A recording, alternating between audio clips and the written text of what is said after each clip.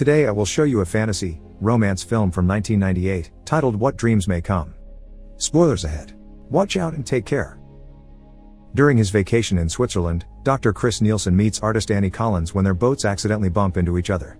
They quickly hit off thanks to their similar sense of humor, and later they have a picnic where Annie shares his sandwiches with Chris.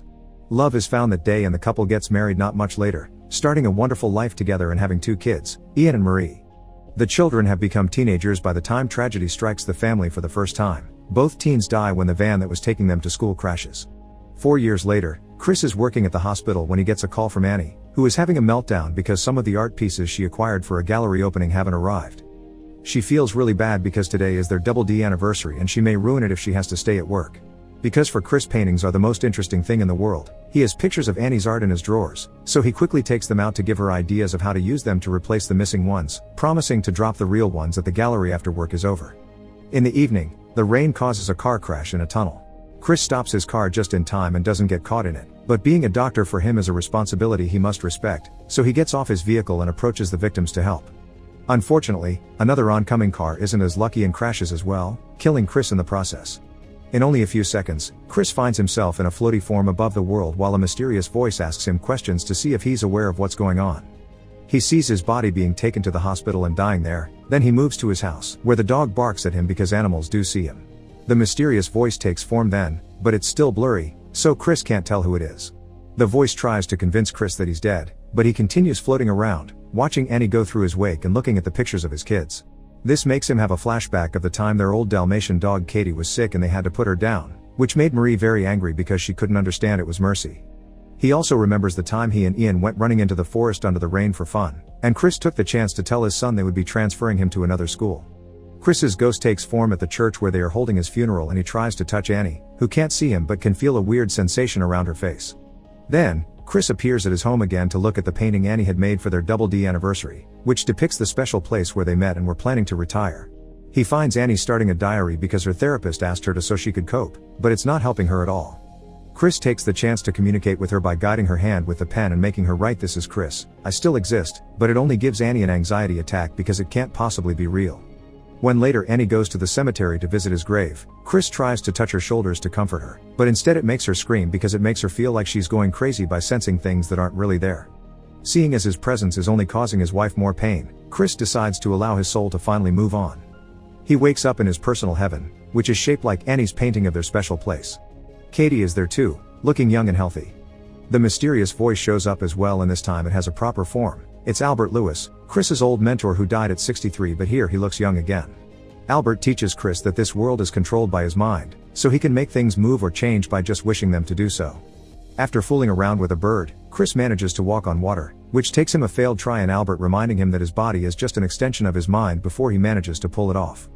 The two men cross a lake and arrive at the house Annie painted as their dream home. Over coffee, Albert continues to teach Chris how to use his full mind to transform this place into whatever he wants and shows him a neat little trick. With just his hand, Albert makes a hole in the wall and makes a world looking real instead of painted appear. In the real world, Annie is making a new painting for Chris's memory, and the tree she draws appears in Chris's heaven. A young Annie also appears among the flowers, so Chris tries to fly to her, but he just falls. Choosing to run instead, Chris comes closer, but Annie's gone by the time he gets to the tree. It's then he realizes he never saw this tree before, so he doesn't understand how it could appear here if Annie is finishing the painting after he died, and Albert realizes Chris and Annie must have a very strong connection because they're soulmates. The couple is trying to reach each other even in death, so when Annie's depression makes her ruin the painting because it won't bring her husband back, the tree in heaven also gets ruined. Chris keeps seeing Annie around his heaven, but she always disappears before he can reach her. At the shore, Chris finds Marie's plush tiger and remembers the time she got sick. That day, Chris stayed home with her instead of going to work, and he taught her to play chess. Chris realizes that if he's found Katie, then he should be able to see his children in heaven too, but Albert says he'll only see them when he means it. Afterward, Chris takes a nap and wakes up to find Albert is gone. He had work to do guiding other souls, so he sent Leona to make Chris company for now. Leona takes Chris to a city filled with souls enjoying themselves. Meanwhile, in the real world, Annie continues to live with overwhelming guilt because she thinks Chris doing the favor of taking the paintings to her gallery was what put him at the site of the accident. It's the same guilt she felt back when her children died, thinking that if she had been driving she could have saved them. Back to Chris, after watching some souls choose to reincarnate, he, Leona, and Katie go on a boat ride. Chris admits that because his children died years ago, he's more worried about his wife, so Leona asks him to share a memory of his daughter. As he tells her about all the times he and Marie played chess together, Chris remembers the diorama his daughter had in her room and begins noticing this world looks like it. Leona can tell Chris is onto something, so she confesses this isn't how she looked when she was alive. She chose this appearance because her dad had complimented a flight attendant that looked like this and she wanted to grow up to be like her. Chris finally realizes this is Marie's soul, and the two of them reunite with a hug. In the meantime, Annie is having trouble moving on. She thinks her therapist will send her to a clinic soon because he's worried that she'll hurt herself like she did in the past, so she writes a letter in her diary saying goodbye to Chris. Back in heaven, Chris is back in his painted house and is visited by Albert again, who brings terrible news: Annie is dead. Chris cries for her but thinks at least her suffering is over and they'll reunite soon. However, Albert informs him this isn't possible. Because Annie ended things herself instead of dying naturally, she'll be going to hell, which makes Chris furious and causes a storm in his heaven. What happened with the tree reminds Chris of his soulmate connection to Annie and decides to go to hell to rescue her, since their bond should allow him to find her. After lots of arguing, Albert accepts that Chris's refusal to give up deserves a chance and takes him to see the tracker, who explains how things will work. Finding Annie is possible, but she won't recognize Chris when she sees him, so he must decide if the trip is worth it just to see her. Chris accepts to try anyway, so the trio gets on a boat to cross the seas of hell. There's a wild storm shaking the boat and the waves, but the real danger comes from the lost souls in the water that turn the boat over and make everyone fall. While trying not to drown, Chris has another flashback of him and Annie, this time arguing about Ian and his future, because Chris kept pressuring the boy into doing well at school and it was taking a toll on Ian. Right after that one, another memory begins of Ian in the forest under the rain complaining about the transfer because he didn't want to lose his friends. Eventually, the waves take the trio to the shore of the gateway to hell, a huge desert filled with shipwrecks. They begin walking through the area but they are having trouble sensing Annie because Chris keeps thinking of Ian. The boy had tried to explain that he wasn't like his father, so school was hard for him and he went to bed scared. Chris had told him he believed in him and if he had to go through hell, he would want nobody else other than his son by his side. During the kid's funeral, Chris gave a speech that imagined what a man Ian would have become if he'd had the chance to grow up: brave, respectful, loyal. And now in hell, Chris sees Albert about to fight a bunch of lost souls, so he stops him as he calls him Ian. Father and son properly reunite with a hug while Chris quotes himself, still thinking this is the only person he would want by his side while going through hell. The tracker interrupts their moment to point out that Ian is a distraction for Chris, who needs to think about Annie if he wants to find her. Chris refuses to leave his son behind but Ian admits he's taken the form of Albert because he's the only guy Chris has ever listened to, so he wants him to listen to him now. Chris has to go alone and never stop thinking about Annie. He should particularly concentrate on the way he brought her back after the kids died. The tracker takes the elevator to hell together with Chris, who begins thinking about all the things Ian mentioned.